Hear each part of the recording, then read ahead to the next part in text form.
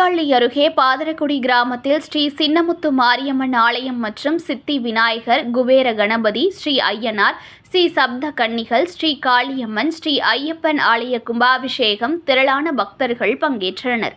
மயிலாடுதுறை மாவட்டம் சீர்காழி அருகே பாதரங்குடி கிராமத்தில் அருள்பாலித்து வரும் ஸ்ரீ சின்னமுத்து மாரியம்மன் ஆலய கும்பாபிஷேகம் நடைபெற்றது. முன்னதாக பரிவார ஆலயங்களான சித்தி விநாயகர், குபேர கணபதி, ஸ்ரீ பூரண புஷ்கலா உடனாகிய ஸ்ரீ ஐயனார் கன்னி, ஸ்ரீ காளியம்மன், ஸ்ரீ ஐயப்பன் ஆலயங்கள் திரிப்படி செய்யப்பட்டு கும்பாபிஷேகம் நடைபெற்றது.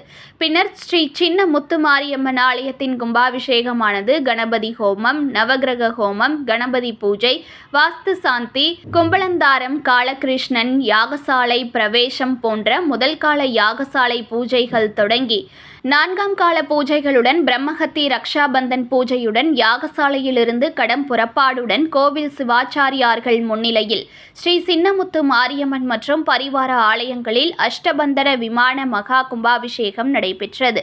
பின்பு மூலஸ்தான கும்பாபிஷேகம் நடைபெற்று பக்தர்களுக்கு அன்னதானம் வழங்கப்பட்டது. இதில் ஏராளமான கிராமவாசிகள் மற்றும் பொதுமக்கள் பக்த கோடிகள் கலந்து கொண்டு சுவாமி தரிசனம் செய்தனர்.